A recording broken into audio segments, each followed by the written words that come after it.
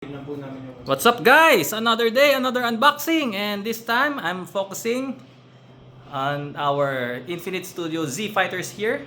So that means it's a hint for you guys because this unboxing will be about Infinite Studio Vegeta. So finally we will have Vegeta on our stable, and little by little, slowly but surely, we are completing our Infinite Studio Z Fighter line. So this is gonna be a quick unboxing, and let's begin. Okay, so shout out to Great Kai Toys for this statue, and as always, they have this symbol, this sign on their statues telling everyone to record a video while opening the package. So I made a mistake of not showing on video the cutting of the top portion of the box, but definitely that is just what I have done, because as you can see here, this is still intact. So Great Kai Toys, this is gonna be a continuous video unboxing, no cuts. So this is the only portion of the box that I have cut without getting a record of. So I'll have my assistant take a video of this unboxing, and this is a very good move as always by Great K Toys, and a good move for all collectors doing an unboxing, because this is kind of like your insurance or your protection in case breakage of your statue. So this is a very light statue. As you can see, I can easily handle it all on my own.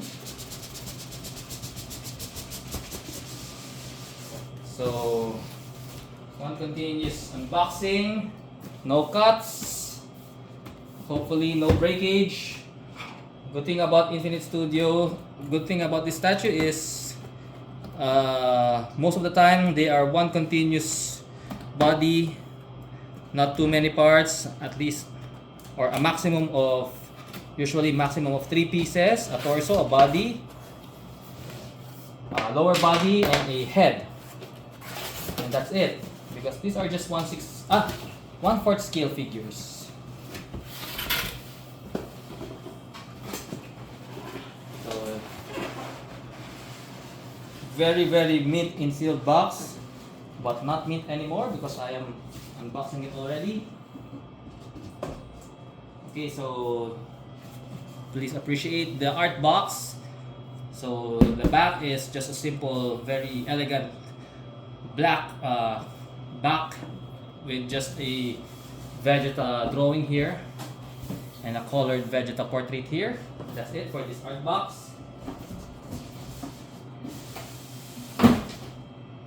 And finally, we are gonna, I'm not sure which side is up, so we'll just take a guess. Okay, so try this. And just take a peek. So this is the bottom part. So always take a peek before you open if you're not sure which side is up. Just a peek, because if you open it fully, all the parts might fall down. So here it is, guys. This is the base.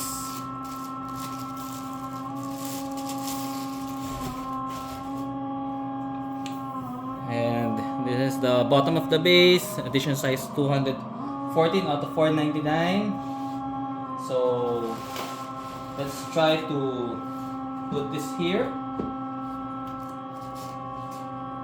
Next, we are gonna show or assemble the lower and upper part of the body.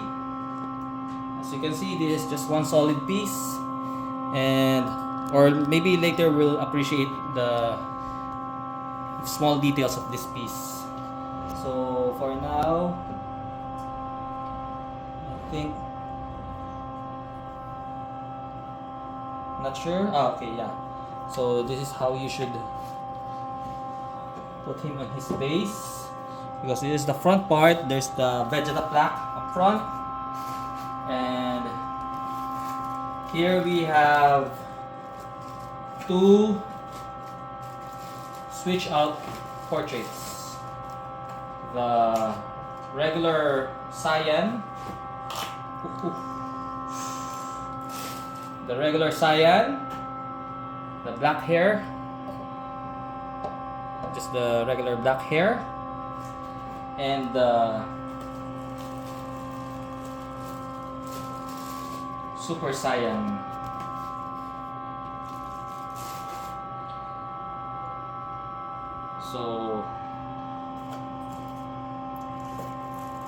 So far there are no breaks, and as I would expect on this unboxing, because Infinite Studio Z Fighter line doesn't have many parts to break, so I'm not really worried about the parts breakage. And this will be the portrait, or the holder for the extra portrait, or the extra head. So you could display it with either the normal cyan mode or the super cyan mode. So I think this is how you should angle Vegeta. I think instead of straight like this, you should angle him somehow like this, angled 45 degrees from the base. And that's it. That's it for the unboxing of Vegeta. Nothing more to show, nothing much to explain, because he is a very simple statue.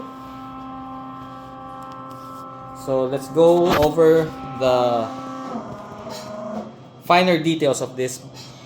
As you can see, they have a very nice portrait. Later we are gonna compare this portrait with the Prime 1 Studio portrait.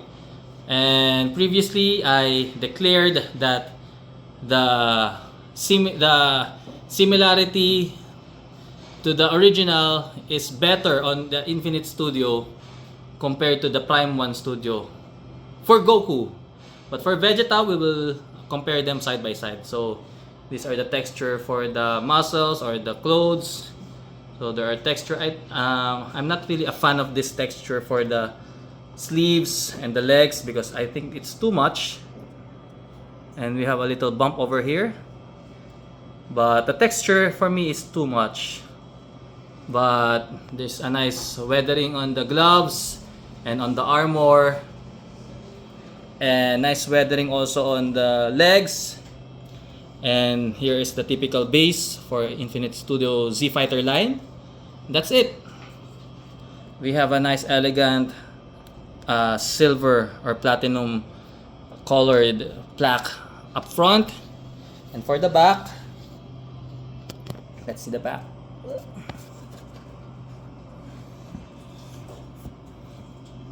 So the back, so same texture, not really a fan of, but the armor is nice, looks rugged, looks battle hardened, and the hair looks nice. So let's go over the Super Saiyan portrait.